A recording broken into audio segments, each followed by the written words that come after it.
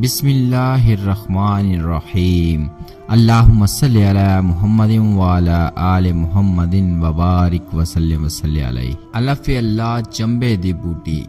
حضرت سلطان باہو رحمۃ اللہ تعالی نے اس میں اللہ ذات کو چمبیلی کے پودے جسے موتیا بھی کہتے ہیں سے تشبیہ دی ہے۔ سلطان العارفین سلطان باہو رحمۃ اللہ تعالی پہلے عارف ہیں جنہوں نے اس میں اللہ ذات کے لیے چمبے دی بوٹی کا استعارہ استعمال فرمایا ہے۔ چمبیلی کے پودے کی پہلے پنیری بوئی جاتی ہے اور جب وہ آہستہ آہستہ نشوونما پا کر ایک مکمل پودا بن جاتا ہے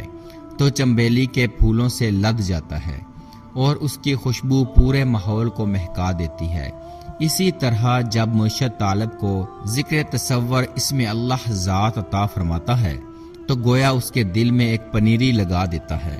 اور اس میں اللہ ذات کا نور مرشد کی نگہبانی میں آہستہ آہستہ طالب صادق کے پورے وجود میں پھیل کر اس کو منور کر دیتا ہے۔ آپ رحمت اللہ تعالی فرماتے ہیں،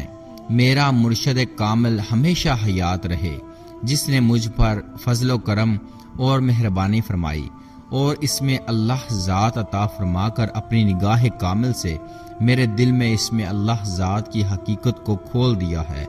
اور نفی لا الہ الا اللہ سے تمام غیر اللہ اور بتوں کو دل سے نکال دیا ہے اور اسبات کے راز نے مجھے اسم سے مسمی تک پہنچا دیا ہے۔ اب یہ راز اور اس کے اسرار میری رگ رگ ریشہ ریشہ اور مغز و پوست تک سرایت کر گئے ہیں۔ اب تو اس میں اللہ ذات پورے وجود کے اندر اتنا سرایت کر چکا ہے کہ جی چاہتا ہے کہ جو اسرار اور راز مجھ پر کھل چکے ہیں ان کو ساری دنیا میں ظاہر کر دوں،